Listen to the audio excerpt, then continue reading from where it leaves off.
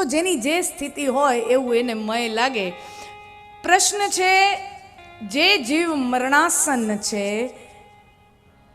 એનું કર્તવ્ય શું, એનું શ્રેય થાય એવું સાધન શું? વર્યાનેશ તે પ્રશ્ન કૃતો લોક હિતમ નૃપ, કે હે નૃપ, હે રાજન, આ પ્રશ્ન તારા એકલાનો નથી. અને આમ સાચી વાત છે, આ પ્રશ્ન ખાલી પરીક્ષિત રાજાનો નથી, આ પ્રશ્ન મારો ને તમારો છે, કારણ કે હું ને તમે મરણના કાંઠે જ બેઠા છે. પરીક્ષિત રાજાને એટલી ગેરંટી છે, એટલી ખાતરી છે કે 7 દિવસ પછી સર્પદંશ થશે, એટલે 7 દિવસ પછી હું મરીશ, એટલે 7 દિવસ સુધી મૃત્યુ નહીં થાય એ એની ગેરંટી છે. આપણી પાસે એવી કોઈ ગેરંટી છે? આપણી પાસે એવી કોઈ બાહેંધરી છે? ઈ 7 દિવસ હોય, 7 મિનિટ હોય, 7 કલાક હોય, 7 વર્ષ હોય, 70 વર્ષ હોય, કોને ખબર?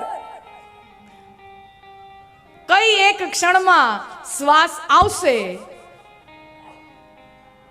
અને જશે, પણ ફરી પાછી આવશે નહીં, એની ખાતરી ક્યાં છે?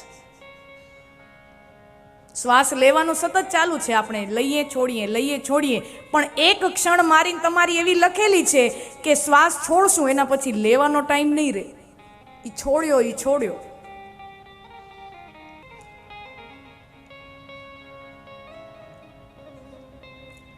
અને સુખદેવજી જવાબ આપે, અંતકાલે નારાયણ સ્મૃતિ. જીવનું મોટામાં મોટું ધ્યેય કોઈ હોય તો ઈ છે કે અંત સમયે એને પરમ સત્યનું સ્મરણ થાય. અંત સમયે રામનું નામ મુખ પર આવે. અંતકાલે નારાયણ સ્મૃતિ. અને છેલ્લી ઘડીએ મોઢા ઉપર શું આવે? જે આખું જીવન કર્યું હોય એ છેલ્લી ઘડીએ. પરીક્ષામાં કોઈ સ્ટુડન્ટ હોય, વિદ્યાર્થી હોય, તો પરીક્ષામાં આખું વર્ષ જે ભણ્યો હોય તો પછી પરીક્ષામાં છેલ્લે એ લખી શકે.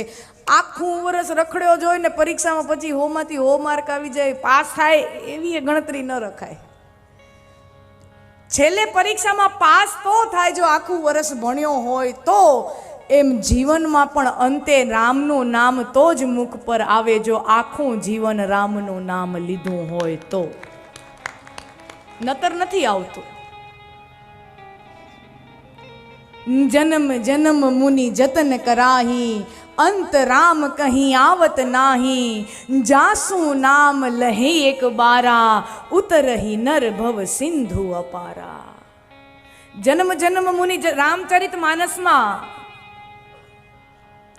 અનસુયાબેન વારંવાર ગાતા હોય છે, જન્મ જન્મ મુનિ જતન કરાહી, કે યોગીઓ જન્મ જન્મ સુધી યત્ન કરે, સાધના કરે, પ્રેક્ટિસ કરે.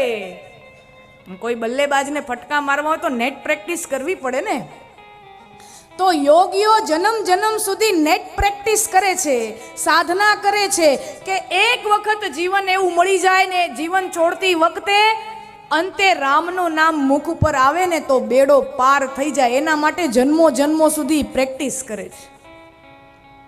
તો ઘણા એનો અર્થ એમ કાઢે કે જન્મ જન્મ સુધી યોગીઓ જતન કરે, અભ્યાસ કરે, પણ છતાંય રામનું નામ મુખ પર આવતું નથી. એવો અર્થ નથી. આવે છે. ગાંધીજીના મુખમાં હે રામ 3 વખત આવ્યું છે. ગોળી હોહરવી નીકળી ગઈ, ગોળી હોહરવી નીકળી ગઈ ત્યારે ગાંધીજીના મુખમાં છેલ્લે 3 વખત હે રામ આ શબ્દો આવ્યા છે.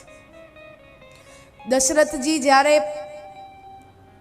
રામના વિયોગમાં માછલું જેમ પાણી વિના તરફડી તરફડીને જેમ મરી જાય એમ દશરથજી પણ પોતાના પ્રાણનો ત્યાગ કરે ત્યારે 6 વખત રામ રામ 6 વખત ગણીને દશરથજીના મુખમાં રામનું નામ 6 વખત આવ્યું છે. આવે પણ આખું જીવન જેની સાથે પ્રીતિ હોય એનું રિઝલ્ટ છે. ગાંધીજીને રામ નામ સાથે પ્રેમ હતો એનું સાબિતી શું? તો કે ગોળી સોંસરવી નીકળે ત્યારે બીજી કોઈ હોય માં હોય બાપ એવું કાંઈ નહીં, હે રામ. અને વોય માં એ આવે તોય સારું, કારણ કે એ રામ જ છે, પણ એ નથી આવતું. ઘૃણા, દ્વેષ, ઘણાના તો જીવ છૂટતા હોય ત્યાં સુધી દ્વેષ ન છૂટે, ઘૃણા ન છૂટે.